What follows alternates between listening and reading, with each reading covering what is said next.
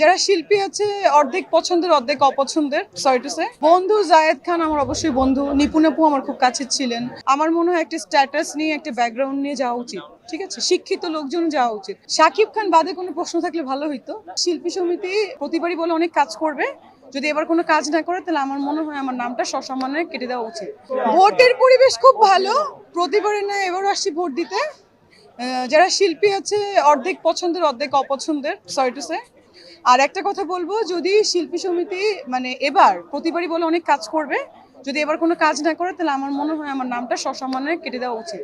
কারণ দেখেন, চলচ্চিত্র নামের আগে ট্যাগটা লাগানো অনেক ইম্পর্টেন্ট একটা ব্যাপার। চলচ্চিত্র নায়িকা, চলচ্চিত্র নায়ক বা চলচ্চিত্র শিল্পী, এটা অর্জন করা এটা অর্জন করতে হয়। বাট দেখা যাচ্ছে যে চলচ্চিত্রের বাইরের লোকজন এসে সিনেমাতে কাজ করছে, যেটা আমাদের জন্য ইনসাল্টিং। ঠিক আছে, নায়ক বলেন, নায়িকা বলেন, আর্টিস্ট বলেন, ডিরেক্টর বলেন, এরকমই। তো আমি জানি না তাহলে চলচ্চিত্র শিল্পী সমিতির কাজটা কি। আমি চাই আমার নামটা কেটে দেওয়া হোক, পরের বার আমি কোনো ভোট দিতেই চাই না, আমার নামটা কেটে দিক, আমি সেটাই চাই। পছন্দের প্রার্থী, হ্যাঁ অফকোর্স পছন্দের প্রার্থী দরকার।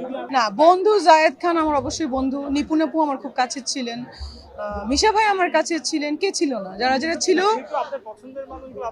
দীপজল ভাই কাছে ছিলেন, বাট কাজ কতটুকু করবে এটার উপর ডিপেন্ড করে। দেখেন, আমার মনে হয় একটা স্ট্যাটাস নিয়ে একটা ব্যাকগ্রাউন্ড নিয়ে যাওয়া উচিত, ঠিক আছে, শিক্ষিত লোকজন যাওয়া উচিত। আই ডোন্ট নো, দেখা যাক কি হয়। Let's see. শাকিব খান বাদে কোনো প্রশ্ন থাকলে ভালো হইতো।